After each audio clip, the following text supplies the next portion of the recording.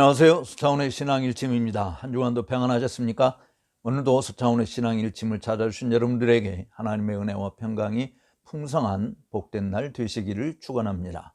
오늘 서창훈의 신앙일침은 가룟 유다가 성찬을 받았을까라고 하는 것입니다. 최근에 부활절 연합예배 때 있었던 대통령의 성찬식 참여에 대한 문제 제기가 있었던 것을 기억하실 것입니다.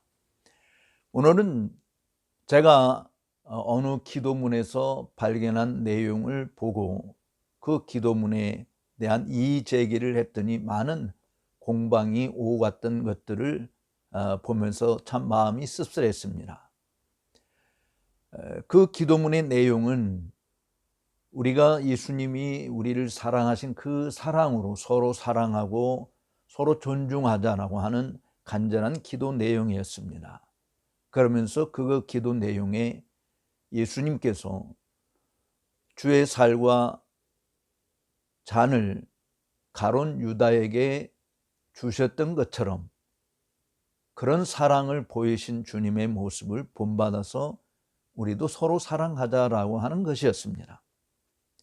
저는 이 기도문에 대해서 다른 모든 것들은 동의하지만 가룟 유다가 주의 살과 피를 분별치 못하고 먹을 수 있었는가? 아니, 예수님이 직접 제정해 주신 그 성찬에서 자신을 팔 가룟 유다, 주의 성찬을 참여할 자들이 어떤 자들인지를 분명히 아시는 주님께서 가룟 유다에게 떡과 잔을 분배했다라고 하는 이 부분에 대해서 이의 제기를 하지 않을 수 없었습니다. 여러분들은 어떻게 생각하십니까? 예수님이 최후의 만찬석상에서 가룟 유다에게 떡과 잔을 배분하셨다고 그렇게 믿습니까? 물론 그렇게 볼 수 있는 성경 구절이 있어요. 그것은 누가가 기록한 성찬에 관한 기록을 보게 되어지면 마치 가룟 유다가 예수님의 성찬식에 동참했다라고 하는 것을 추정할 만한 그런 분위기를 일으키고 있습니다. 그러나 이 부분에 대해서는 심각한 문제를 제기하지 않을 수 없습니다. 만약에 누가가 기록한 그것이 사실이라고 한다면 예수님께서 성찬을 제정해 주실 이유가 있었을까요? 그리고 고린도전서 11장에서 사도 바울이 주님께서 잡히시기 전날 밤에 제자들과 함께 성찬을 나누셨을 때에 주의 떡과 잔을 분별치 못하고 먹고 마시는 자는 자기 죄를 먹고 마시는 것으로 표현하면서 하나님의 심판이 임할 것을 언급한 내용이 굳이 필요하냐라고 하는 문제 제기가 될 수밖에 없을 것입니다. 목사는 물론 성찬을 참여하기를 원하는 자들 모두에게 떡과 잔을 분배할 수 있습니다. 왜냐하면 우리는 심령을 감찰할 수 있는 능력이 없기 때문입니다. 입으로는 그리스도인이라고 고백을 하지만 실상은 아닌 자들이 얼마든지 교회 안에 존재하는 것이죠. 그래서 교회에서 성찬식을 집전할 때마다 목사는 세례를 받은 사람들이 참석하는 것이고, 세례를 받았을지라도 마음에 꺼리낌이 있으면 삼가하는 것이 좋다라고 하는 경고의 코멘트를 하죠. 그래서 성찬에 참여하는 자들이 자신의 양심에 따라 떡과 잔을 대하게 되는 것입니다. 그런데 예수님은 성찬에 참여할 자가 어떤 심령의 상태에 있는지를 아시는 하나님이지 않습니까? 중심을 보시는 하나님이지 않습니까? 그 하나님께서 가룟 유다, 차라리 나지 않았으면 더 좋을 뻔하였다라고까지 말한 가룟 유다가 주님이 누구를 위해서 찢긴 몸이고 누구를 위해서 흘린 피인지를 상징하는 최후의 만찬 자리에서 성찬식을 제정해 주며 그 자리에 가룟 유다가 함께 동석하게 되고 가룟 유다가 그 떡과 잔을 먹고 마시게 되었다라고 주장하는 것은 매우 위험한 생각이라고 말하지 않을 수 없습니다. 이 부분에 대해서 이미 17세기 웨스민스터 종교회의 당시에 상당한 논란이 있었던 것을 저는 압니다. 그 당시에도 일부는 가룟 유다가 성찬을 분배받았다라고 그렇게 이야기하는 사람들이 있었는가 하면 이에 대해서 강력하게 반발하고 아님을 입증하고 논박하게 된 조지 길레스피의 가룟 유다의 성찬 참석에 대한 논쟁에서 분명히 언급하므로 우리 개혁파 교회는 전통적으로 가룟 유다는 성찬에 참석하지 않았다라고 그렇게 결론을 내렸죠. 그럼에도 불구하고 오늘날 우리 같은 합동측에 있는 많은 목사님들이 가룟 유다가 성찬에 참여했다라고 하는 것을 주장하면서 누가복음의 사건을 제시하고 있는 것을 보게 되어집니다. 실질적으로 우리가 최후의 만찬 석상에서 일어난 일들을 살펴보면 예수님께서 제자들에게 유월절 만찬을 준비하라고 그렇게 이야기하셨죠. 그래서 유월절 음식을 잡수시는 과정 속에서 이 그릇에 손을 넣는 자가 나를 팔 자라고 하는 것을 암시했습니다. 제자들 모두가 그게 저입니까? 라고 다들 물었죠. 그럴 때 제자들 중에 가룟 유다가 예수님을 팔 자라고 하는 것을 깨달은 자는 아무도 없습니다. 만약에 그런 일이 그렇게 깨달았다고 한다면, 그러니까 가룟 유다도 내니까라고 말했을 때 네가 말하였느니라라고 예수님이 대답하지 않았습니까? 그것이 가룟 유다가 예수님을 팔 것이라고 하는 것을 주변의 제자들이 다 깨닫게 되었다고 한다면 제자들이 그 가룟 유다를 그냥 두었을까요? 아마 상당한 이 분노와 정말 경악을 금치 못하는 태도로 가룟 유다에게 어쩌면 해코지를 했을 수도 있지 않겠습니까? 여러분이 제자들 입장이라고 한다면 더군다나 베드로와 같은 그런 참 급한 성격을 가진 불같은 성격을 가진 베드로, 모든 사람이 다 주를 버리고 떠날지라도 나는 죽는 데까지 따라가겠다고 하는 그런 열성적인 베드로가 가룟 유다가 그 스승을 팔아먹겠다고 한 것을 알면서 그냥 내버려 둘 수 있었겠습니까? 그렇지 않은 것이잖아요. 그러니까 제자들 중에 누구도 사실은 예수님을 가룟 유다가 팔 것이라고 하는 것을 미리 안 자들은 아무도 없습니다.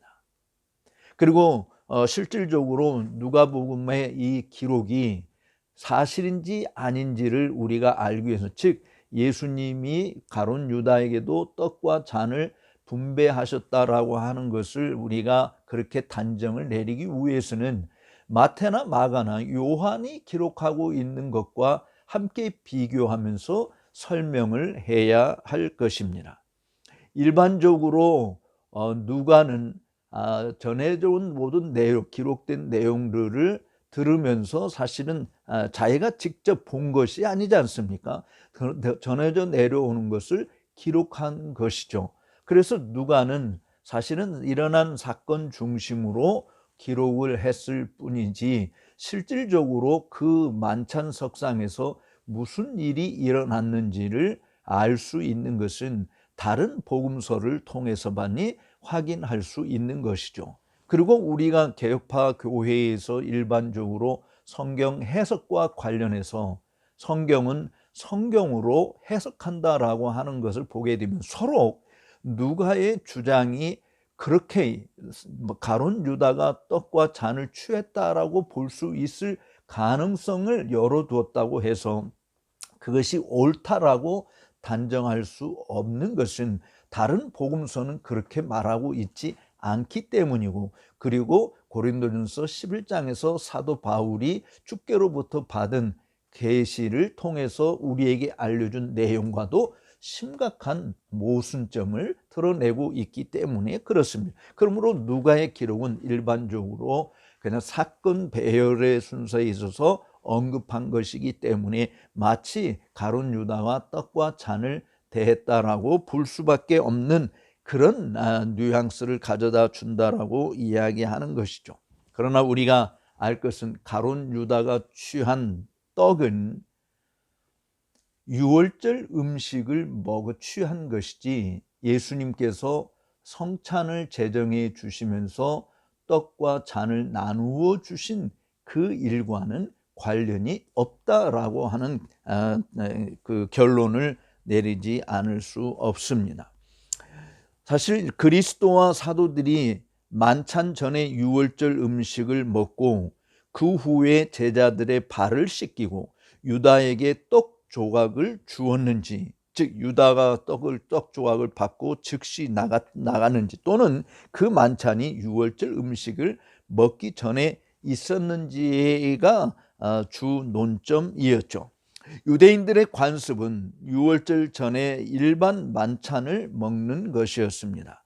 일반적으로 요한복음 13장 2절과 4절과 12절, 18절에 언급한 식사는 예수님께서 제자들의 발을 씻기신 후에 다시 자리에 앉으시고 자기와 함께 빵을 먹던 자가 자기를 팔리라고 말씀하신 것입니다. 배신자에 대한 주님의 언급은 분명 유월절 식사 전이었습니다. 그렇게 주장하는 이유가 뭘까요? 근동 지역의 관습은 음식을 먹기 전에 씻지 음식을 먹기 시작한 후에 손을 씻는 일은 하지 않기 때문입니다. 또 하나, 여기 식사 자리에서 유다가 떡 조각을 받고 나갔다라고 하는 것은 유월절 만찬 전이었습니다. 요한복음 13장 1절에 있는 표현은 유월절 직전을 뜻하는 말로서 누가복음 11장 38절에 잡수시기 전에라고 하는 말과 같은 의미를 갖는 것입니다. 또 마태, 마가, 누가는 유월절 준비에 관해서 말한 후에 그리스도께서 12 제자와 함께 앉으셨다고 덧붙였습니다. 그러나 이것이 앉아서 유월절을 먹는다는 의미인지는 증명이 안 되는 것입니다. 오히려 그것은 유다에게 떡 조각이 주어졌던 그 다른 저녁 식사를 위한 것이라고 본문은 명확하게 말하고 있는 것이죠.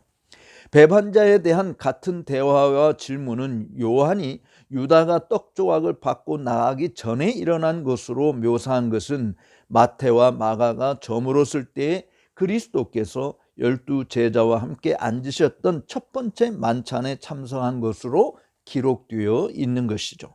그러므로 12 제자와 함께 좌정하신 그리스도께서는 마태복음 26장 20절이나 21절, 또 마가복음 14장 17절 18절에 제자들에게 그들 중 한 사람이 자기를 배반할 것이라고 말씀하셨을 때 모두가 나입니까? 라고 물었던 그 만찬에 대해 말씀하신 것입니다. 따라서 12 제자와 함께 앉으신 것은 유월절을 의미하는 것이 아니라 유월절 전에 일반 식사 자리를 의미하는 것으로 보아야 하는 것이죠. 그리스도께서 12 제자와 함께 앉아 계시던 것이 유월절 만찬에 관해 말씀하신 것은 맞는 말입니다. 그러나 유다는 다른 식사 후에 유월절 만찬상에서 떡 조각을 받고 떠났습니다. 유다가 사라진 후에 그리스도께서는 바로 고린도전서 15장 5절과 같은 교훈을 주셨다고 볼 수 있어요. 물론 바울은 여기서 죽은 자 가운데서 살아나신 그리스도에 대해서 말하고 있죠. 그 다음 게바에게 보이시고 그 후 12 제자에게 보셨다고 말했는데, 여기서 말한 12 제자는 가룟 유다가 아니죠.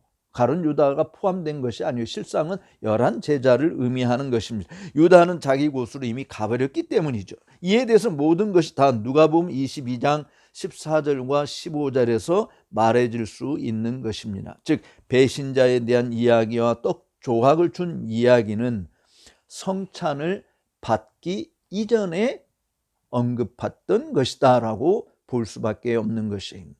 물론 누가 보면 아까도 이야기했듯이 22장 21절에서 23절에서 나를 파는 자의 손이 나와 함께 상 위에 있다고 하신 것을 내세워 유다가 성찬에 참석했다는 것으로 주장하는 근거 구절로 삼고 있는 것입니다. 그러나 이것은 성찬 후에 언급한 것이지만 실상은 성찬 제정 전에 말씀한 것으로 사건의 순서는 누가의 기록에서가 아니라 성찬 전에 유다에게 말씀하신 그 담화를 기록한 마태복음, 마가복음 또는 요한복음을 통해서 확정할 수 있는 것이죠.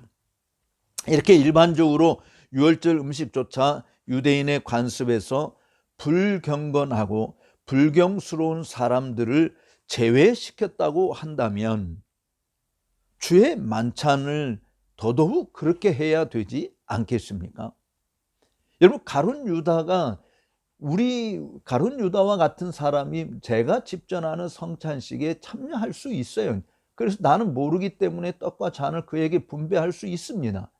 그렇지만 지금 예수님이 이 떡이 나의 몸, 너희를 위해 흘리는 찢기는 내 몸이다. 하나님의 진노의 잔을 들이키시고 정말 물과 피를 다 쏟아주신 그 언약을 이야기하고 있는 그 언약의 효용성은 누구한테 해당되는 것입니까? 가룟 유다한테 해당되는 것이었습니까? 아니잖아요. 그러므로 가룟 유다는 명백하게 떡과 잔을 받지 않고 이미 성찬식을 제정하기 이전에 유월절 만찬에 참석했다가 먹고 떡 조각을 받고 떠나갔다라고 볼 수밖에 없는 것이죠. 내가 내 집에서 제자들과 함께 유월절을 지킬 것이다 라고 크리스토툼은 주의 만찬을 설명하면서 이렇게 이야기했어요. 그는 우리에게 나의 제자들과 함께라는 말을 주목하라고 합니다. 물론 가룟 유다도 한때 예수님의 제자였던 것은 틀림없습니다. 그리스도는 유대인들과 유다와 같이 유월절 음식을 먹은 것이 아니라 오직 자기 제자들과만 먹었다고 그렇게 해석해야 하는 것이죠. 그리고 가룟 유다는 구원받지 못한 자임을 주님이 분명히 말씀하지 않았습니까? 교회 안에 있는 가라지도 목사에 의해서 분별할 수 없기 때문에 알곡처럼 대접을 받을 수 있지만 가라지는 가라지일 뿐인 것이죠. 최후의 심판장에서 가라지는 제외되는 수밖에 없는 것입니다. 이런 논쟁에서 어떤 목사님이 가룟 유다의 구원 문제는 우리가 이렇다 저렇다 단정할 수 없고 하나님만이 아신다라는 주장을 펼쳐서 매우 놀랐습니다. 이미 가룟 유다는 하나님 구원을 못 받은 것으로 그렇게 단정해야 되는 거 아니겠습니까? 주님께서 차라리 나지 않았으면 더 좋았겠다라고 하는 말은 그럼 가룟 유다의 구원하고는 상관없이 한 말입니까? 예수님을 빨아먹고 자기 죄책감을 느껴서 회개하지도 않고 스스로 목숨을 끊어버린 가룟 유다가 지옥에 갔다라고 말할 수 있지 않아요? 그러니까 어떤 목사님은 또 이렇게 주장을 하더라고요.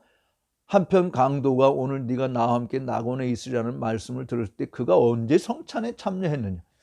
제가 그래서 이렇게 이야기했습니다. 세례를 받지 않았어도 예수 그리스도를 구주로 영접한 자는 구원받은 사람 아닙니까? 세례의식이라고 하는 것은 겉으로 드러난 내가 구원받은 백성이다라고 하는 표를 주는 것이지만 그러나 그런 표를 받았다고 해서 모든 사람이 다 그 표 받은 세례를 받은 사람이 천국 간다 그렇게 단정할 수 없는 것처럼 말이죠. 따라서 이 땅에서 우리가 사람의 심령 상태를 모르는 것에 대해서는 말할 수 없지만 그러나 성경이 명백하게 이야기하고 있는 부분들은 우리가 구원을 받았다 받지 못했다라고 하는 것을 분명히 말해줄 수 있는 것이죠. 사랑하는 동역자 여러분 또 귀한 형제 자매 여러분, 성찬은 지난번에도 말씀을 드린 것처럼 그리스도의 피로 죄 사함을 받고 값주고 하나님의 자녀가 된 자들이 하나님의 사랑이 어떠한 것인지를 확인하는 믿음의 표요. 동시에 그런 사랑과 은혜를 우리에게 베풀어 주신 주님을 향한 내 뜨거운 헌신과 연합과 교통을 강조하고 있는 것입니다.